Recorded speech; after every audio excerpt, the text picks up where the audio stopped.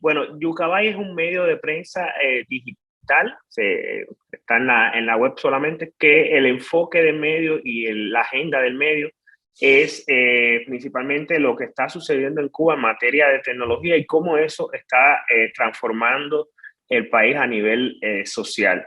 Nuestra misión es reflejar eso precisamente, lo que está haciendo la ciudadanía con las tecnologías y, por consiguiente, cuál ha sido la respuesta del gobierno en todo este proceso a lo que hace la ciudadanía en ese sentido.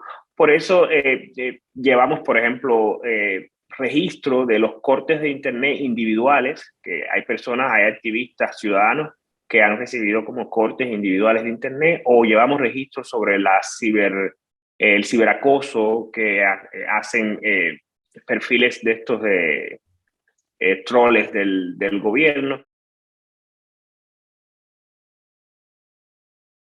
El 11 de julio sucedieron las protestas, probablemente las mayores protestas en la historia de Cuba en los últimos 100 años, probablemente sean las protestas más grandes, y ese día el gobierno cubano cortó el Internet. Fueron 24 horas de corte absoluto de Internet, o sea, no había manera de conectarse a Internet y solamente se podía, o sea, la única comunicación que había con el país era a través de llamadas telefónicas tradicionales o SMS tradicionales. Eso no se cortó. Y después de eso, de esas 24 horas, hubo un apagón de redes sociales, o sea, un bloqueo de redes sociales que duró semanas. O sea, la única vía para que las personas accedieran a Facebook, a Instagram, a Twitter, al resto de las redes sociales, era utilizando VPN, o sea, redes privadas virtuales. Esta protesta llegó en parte precisamente por el acceso a Internet. O sea, había una situación de crisis en el país, que es una situación de crisis que es alargada, ya hay más de 30 años en Cuba esa situación de crisis, sobre todo después que desapareció la Unión Soviética, que era como el estado benefactor del régimen cubano.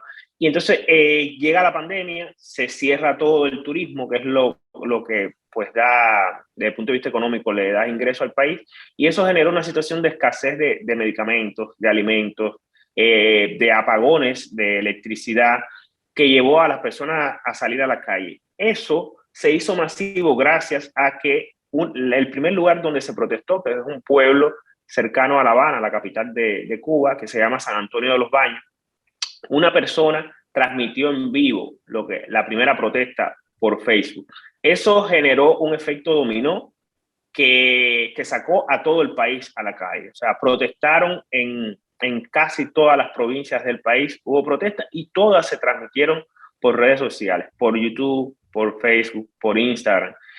Y entonces, evidentemente, el gobierno, al ver esa situación en la que las personas estaban no solamente protestando, sino que estaban transmitiendo en vivo lo que estaba sucediendo, pues cortó el Internet para detener eso, ¿no? Porque era como la única manera que ellos encontraron para esto. Lo que sucede con estos apagones parciales que hace el gobierno cubano a través de la empresa de telecomunicaciones de Cuba es que en momentos específicos que hay alguna fecha, alguna celebración, por ejemplo, el Día de los Derechos Humanos, el 10 de diciembre, siempre los activistas tratan de hacer algún tipo de manifestación, de demostración, incluso de reunión utilizando el Zoom, conectándose con personas de otros países. Ese día hay una lista, yo asumo que el gobierno tiene una lista de activistas, ¿no? Y ese día todas esas personas amanecen sin acceso a Internet.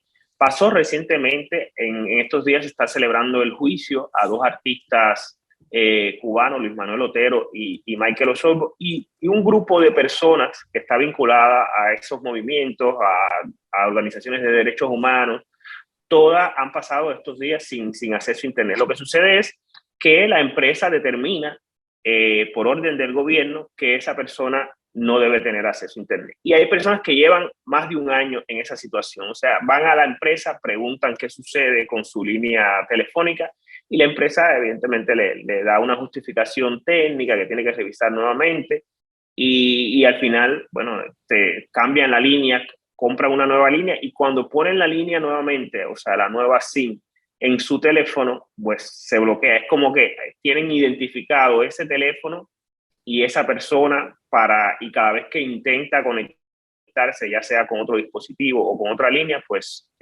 no lo logra, ¿no? La colaboración que hemos dado en ese sentido ha sido sistematizar este tipo de denuncias, porque muchas veces los activistas creen que es algo que no deben denunciar porque es algo como muy leve, no fue una detención, no fue una golpiza, que también reciben golpes, o no fue tortura, o no sé, otro tipo de cosas. Entonces lo que hemos es creado o sea, semanalmente o cada 2 semanas, periódicamente, publicamos un informe en el que agregamos pues todas estas denuncias. Es evidente que no puedes hacer nada, o sea, porque no hay manera alternativa de conectarte, a no ser que logres una conexión satelital, que en Cuba es ilegal. Ahora mismo hay un código penal que salió recientemente y utilizar conexiones satelitales sin autorización del gobierno puede llevarte a 8 años de prisión, o sea, puede llevarte a prisión por 8 años. Y entonces la recomendación siempre fue eso, ¿no? Tratar de cuando se pudiera, pues utilizar el VPN. Y por otro lado, en el caso de los activistas, periodistas, pues tratar de almacenar la mayor cantidad de información posible relacionada con lo que está sucediendo, videos, imágenes, redactar todo lo que pudieras en ese momento y dejarlo listo para cuando volviera la conexión, cuando pudieras conectarte. El gobierno cubano dejó claro que de cara al futuro esto va a ser, o sea, una vez que ellos sientan una amenaza de una protesta o de cualquier tipo de situación, pues van a apagar el Internet, porque la mayoría de las cosas que están sucediendo en Cuba en los últimos meses están muy vinculadas al acceso a Internet. Y durante mucho tiempo ellos se negaron a poner acceso a Internet masivo a los cubanos precisamente por esto, ¿no? Entonces ellos necesitan un mecanismo de control de que eso no les genere un caos, ¿no? Y yo creo que el modelo de ellos para este tema es el modelo chino, o sea, ellos tienen mucha cercanía al modelo chino en materia de telecomunicaciones. De hecho, todos los equipos de telecomunicaciones en Cuba, la mayoría de la red celular y de la red fija, son equipos Huawei de esta compañía china y tienen como asesoramiento directo del gobierno chino. Y yo creo que uno de los retos principales que tiene la sociedad civil cubana con respecto a estos temas de tecnología y de censura en Internet y demás tiene que ver con la falta precisamente de un entrenamiento en estos temas, de conocer cómo funciona el Internet, incluso en materia de seguridad digital. Muchas veces los activistas tienen problemas, o sea, no utilizan contraseña segura, no utilizan muchas veces doble chequeo de esto para el tema de acceso a una cuenta en redes sociales. Entonces a veces se enfrentan a situaciones en las que, por ejemplo, Hacendado nos ha ayudado con personas que le han hackeado su cuenta de su página en Facebook o de su cuenta en Twitter, porque al tener asociado esta cuenta a un número de teléfono cubano y cuando van a recibir este SMS, ¿no?, de confirmación, pues la empresa de telecomunicaciones que la controla el gobierno le da ese código a la persona del gobierno que está detrás de eso y muchas veces pierden acceso a su cuenta de redes sociales y en ocasiones incluso el gobierno la utiliza para publicar en esa misma cuenta información privada de esa persona.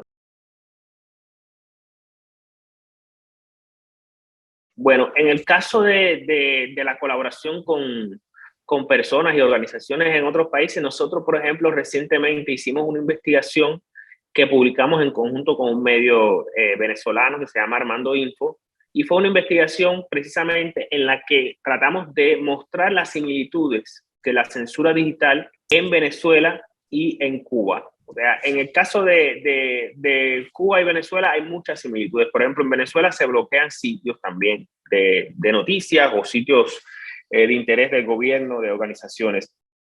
También han tenido apagones de Internet como los que sucedieron en Cuba en torno a julio de 2021.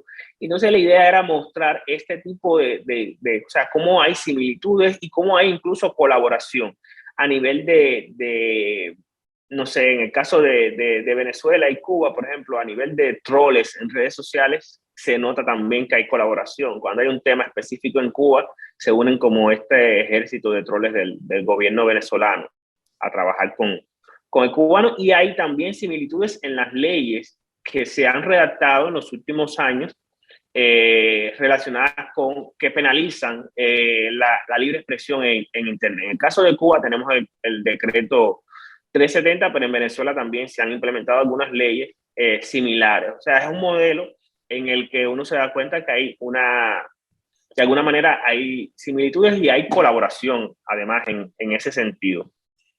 Por ejemplo, en Venezuela no tenemos, como en Cuba, cortes individuales de Internet, porque todavía, o sea, hay algunas empresas que son privadas, de telecomunicaciones, que es como un escenario diferente, pero sí le exigen a las empresas en momentos determinados que apaguen Internet, y pasó en Venezuela durante unas protestas hace unos años. Entonces, en ese sentido, estamos tratando también de construir redes, ¿no? A nivel sobre todo, primeramente local, o sea, regional. Tenemos contacto también con personas en Nicaragua que también tienen preocupación de que en algún momento empiece a suceder eso también en Nicaragua, lo que ha sucedido en Cuba y en Venezuela, porque también ahí han implementado leyes recientemente relacionadas con lo que ellos llaman ciberdelitos, ¿no?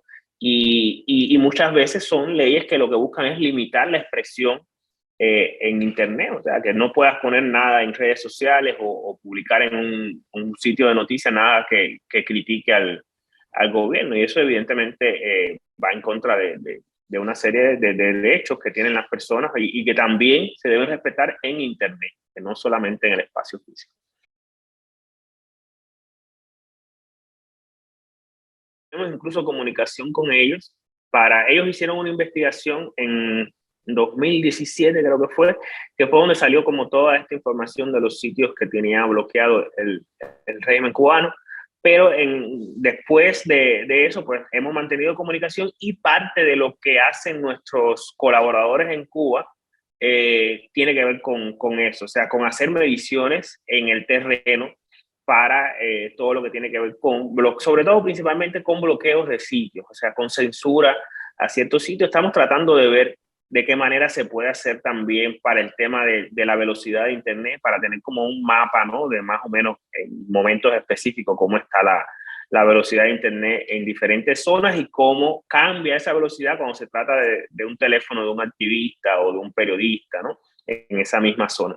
Y en el caso de esta otra herramienta que se llama IODA, ¿no? Que es Qaida, IODA o algo así, pues nosotros la hemos utilizado sobre todo para demostrar, el gobierno cuando han sucedido estos cortes de Internet ha negado que existen los cortes de Internet.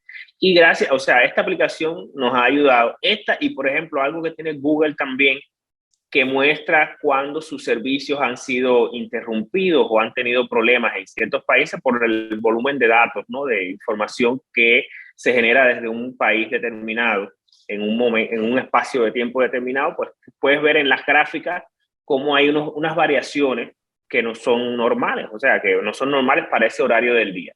Y entonces estas dos aplicaciones pues nos han ayudado mucho a demostrar, a desmentir la versión oficial del gobierno cuando ha dicho que mira, esto no está sucediendo. Entonces le decimos, bueno, estas personas tienen esta información y sí está sucediendo. También nos apoyamos hay otra organización, otra persona que trabaja en una organización relacionada con Internet también, que también genera unos gráficos similares. Entonces hay un punto en el que uniendo toda esa información de estas herramientas, ¿no? Y poniéndola en contexto, pues se demuestra precisamente que han mentido, que precisamente cortaron el Internet. Sobre todo lo utilizamos para eso, para demostrar a las personas que efectivamente sucedió, que no es una opinión, que es un hecho, que es un